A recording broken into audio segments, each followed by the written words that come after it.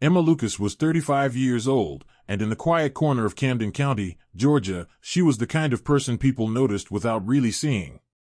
Every morning, she arrived at Lockwood Elementary long before sunrise, her car tires crunching the gravel of the staff lot before the custodian even turned on the hallway lights. She carried her usual load: papers to grade, lesson plans, granola bars, small notebooks bought with her own money for the students who never had their own. No one asked her to do these things. She simply believed a child should never feel ashamed for having less. Her classroom was always warm, not in temperature but in feeling. Posters lined the walls, quotes about kindness, growth, and courage. Her students' crayon drawings were pinned across the whiteboard frame like little flags of hope. Emma had arranged the desks in clusters, encouraging group work and quiet conversation. She had a special basket by the window full of worn blankets and books, where children could go when the world became too loud. She called it the breathing space. And for many of her third graders, it was the only calm place they knew. She was quiet. Lived alone. Ate dinner at the same chip table every night. There were no wedding rings, no children of her own. Her mother, a retired paramedic, lived 2 counties over. They spoke weekly. Her mother worried she worked too much. Emma usually just smiled and changed the subject. What Emma feared most wasn't burnout, or poverty, or even loneliness. It was becoming someone who stopped caring. Someone who chose convenience over conscience. Every morning, as she poured coffee into her old thermos, she reminded herself why she chose teaching, not for scores or promotions, but for the way a child's eyes lit up when they understood something new. That light was worth more than any paycheck. On a bitter cold afternoon in February, she stayed behind after dismissal. Most of the teachers had already left. The halls echoed with the usual post-bell quiet, broken only by the hum of fluorescent lights and the occasional clack of a janitor's mop. Emma was seated at her desk, grading math quizzes with slow, steady strokes of her red pen. She had left her coat draped over the back of her chair, her scarf tucked beside her thermos. Outside the window, a thin layer of snow coated the blacktop, sparkling faintly in the fading light. Then came the sound. Not a scream, more like a gasp that had turned into a cry. She looked up. Through the frosted glass, she saw movement. Children standing in a loose circle in the yard. Something was wrong. She rose from her desk, nearly knocking over the thermos, and ran. Out in the cold, the scene unfolded in harsh clarity. A small boy, Danny Simmons, age 9, bright smile, excellent spelling, had collapsed. His body shook violently on the ground. Snow clung to his sleeves. His face had gone pale, lips tinged blue. Around him, students stood frozen, their backpacks still slung over their shoulders. A few staff members were nearby, but no one moved. Emma's feet were already moving. She dropped to her knees beside Danny, brushing snow from his face. She looked up. No nurse. No defibrillator in sight. Someone muttered something about calling 911, but their voice was far away, useless. Emma didn't wait. Her hands moved with certainty, driven by instinct and half-remembered lessons from a first aid course she had taken in college. Her mother's voice rang faintly in her head, clear the airway. Watch the chest. She tilted Danny's chin back. Listened. Nothing. His body convulsed once more, then went still. She began compressions. Her knees soaked through with snow.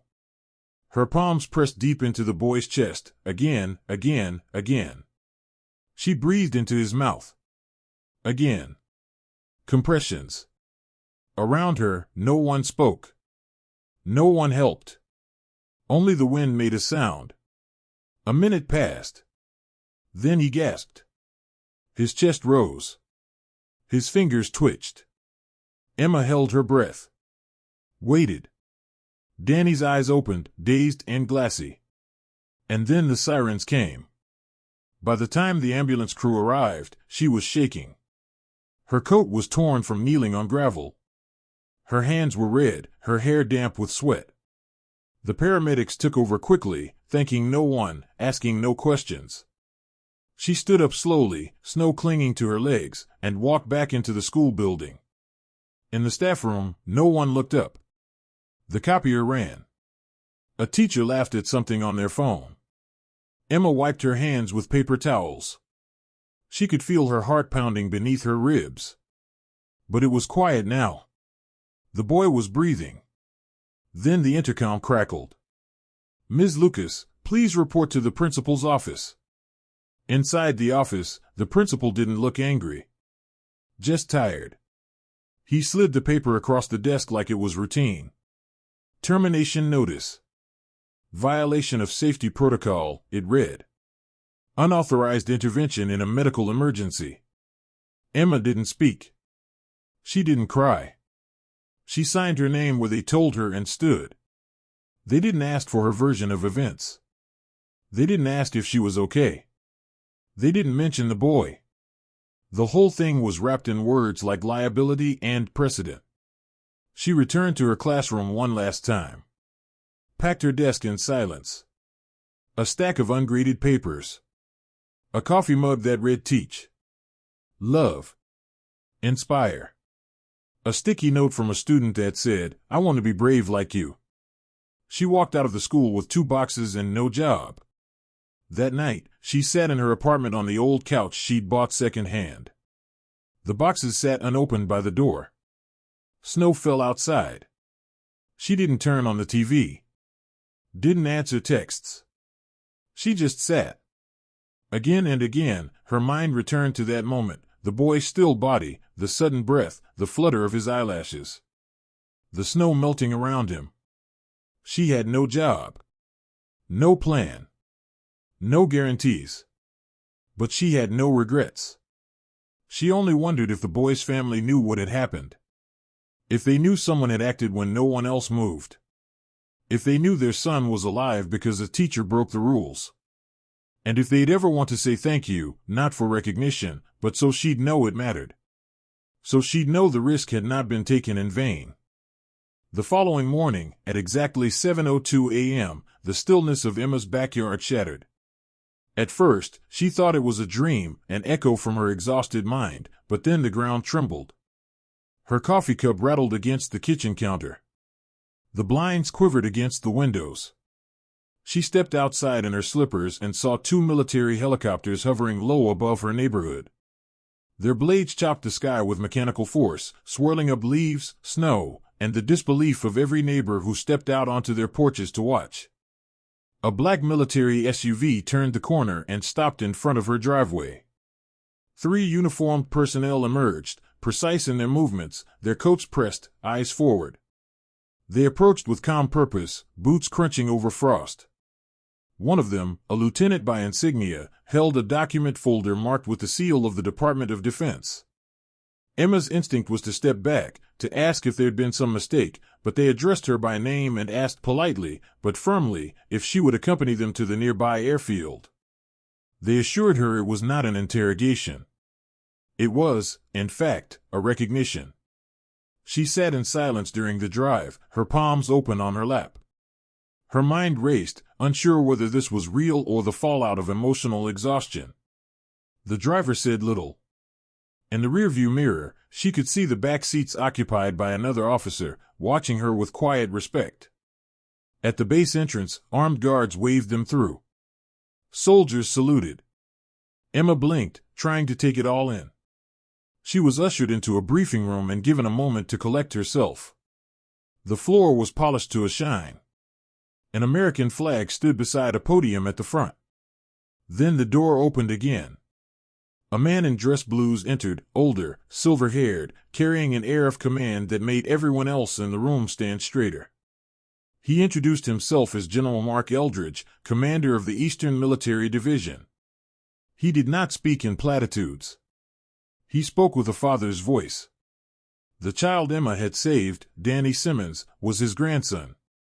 His daughter, stationed on a military base in Arizona, had learned of her son's collapse only through a flurry of emergency updates. The school had not informed her. It was the emergency medical dispatch that delivered the facts. In the panic, she reached out to her father. Within an hour, General Eldridge had secured surveillance footage of the schoolyard. He watched the footage alone. He saw dozens of people freeze, turn away, hesitate. And he saw one woman run forward without question. Kneel. Act. Save. He studied her movements frame by frame. Recognized not just her courage, but her discipline. Saw her press her hands to the chest of a boy he knew more than life itself. Watched her cradle his head. And then, finally, saw his grandson breathe again. No one else had moved. Only her. So he moved. General Eldridge had a medal, one rarely given outside of wartime and almost never to civilians. It was awarded to those whose bravery protected the lives of key military family members. It had been in his desk drawer for 5 years, waiting for someone worthy. Emma stood in that briefing room as a soldier read the citation aloud. For immediate response under duress. For courage in absence of obligation. For defending life when silence reigned. He pinned the medal to her coat. A photographer captured the moment, but Emma barely registered the flash. Her thoughts were still in the snow. Still on the boy's face. Still on the fact that, yesterday, she had been told her actions were wrong. But now? Soldiers saluted her. Not for teaching, not for following rules, but for doing what was human. By the time she returned home, the story had already broken. Her name trended online. News vans gathered like birds along the street. Teacher fired after saving student, honored by U.S. Army, scrolled across televisions and phones across the nation. Her photo, the one taken in the moment the medal was pinned, appeared everywhere. She looked solemn. Almost confused. As if she still didn't believe this world had room for such contradiction. Her neighbors knocked on her door with flowers. Students and parents sent messages, drawings, notes. One letter read, "You saved him. You saved all of us." The backlash against the school was swift. Public outrage flooded comment sections and call lines. The school board held an emergency meeting. The principal, who had handed her the termination papers, resigned under pressure 3 days later. A petition demanding Emma's reinstatement reached over 500,000 signatures. National news anchors debated the ethics of protocol versus instinct. Politicians weighed in. Advocates for education reform cited Emma's case in their speeches. And eventually, the school reached out. With a new contract. A public apology. A promise of better policies. A raise. Even the mayor offered to personally welcome her back at a ceremony. Emma declined. Not with anger. Not with pride. But with quiet conviction. She had done what was right. Not for approval. Not for medals. But because a child needed her. Because there had been no one else. She didn't need a job back. She needed to believe that people could do better. So instead of returning to her classroom, she began drafting lesson plans of a different kind. Plans that would reach beyond one room. Plans that could teach others how to act when everything depended on a moment. Emma never returned to Lockwood Elementary. But her absence didn't mean silence. What began as a single act of courage turned into something larger, rippling outward like concentric circles across a still pond. In the weeks after the ceremony, she turned down interview requests, declined book deals, ignored lucrative speaking offers. What mattered to her wasn't the spotlight, it was the gap she had noticed long before Danny collapsed, the dangerous emptiness between crisis and action. The space where people froze. Where fear of consequence strangled instinct. So she began to teach again, only now, the classroom was wherever people would listen. Her first CPR training session was held in the back room of the local library. She borrowed plastic practice dummies from a firehouse 2 towns over and brought her mother's old training notes, carefully handwritten in fading ink. 3 people showed up that day, a retired nurse, a college student studying to be a teacher, and a single father who confessed he'd never learned anything about emergency response. Emma showed them everything she knew, compressions, breathing, signs of trauma. She moved with the same calm certainty she had shown in the snow. Word spread quickly. Within a month, attendance doubled, then tripled. The sessions moved to the firehouse, then the community center. Teenagers came, then school staff. Grocery clerks, bus drivers, small-town mechanics. People who didn't want to be heroes, just people who didn't want to be helpless. One afternoon, during a training session, the boy she had saved entered the room. He moved quietly, his backpack slung over one shoulder, a sign held in both hands. It was made of construction paper and glue. It read, "Thank you, Ms. Lucas. I'm alive because of you." Emma didn't cry, but something in her chest unknotted. Behind him stood his mother, tall, composed, in a military coat that couldn't hide the tear tracks on her face. She didn't speak. She just nodded. Emma nodded back. No words were needed. Soon after, Emma was offered a position as a civilian instructor for the military's Emergency Medical Response Training Program. Part-time, flexible. The invitation came from General Eldridge himself, with a personal letter enclosed. "We cannot train courage, but we can train preparation. Thank you for showing us both." She spent part of her week on base, teaching soldiers how to act decisively under pressure. Not with bluster, but with presence. Not just what to do, but why doing it matters, even when no one is watching. The rest of her time remained with the community. She started a program called The First 5 Minutes, aimed at teaching basic emergency response in schools, churches, and workplaces.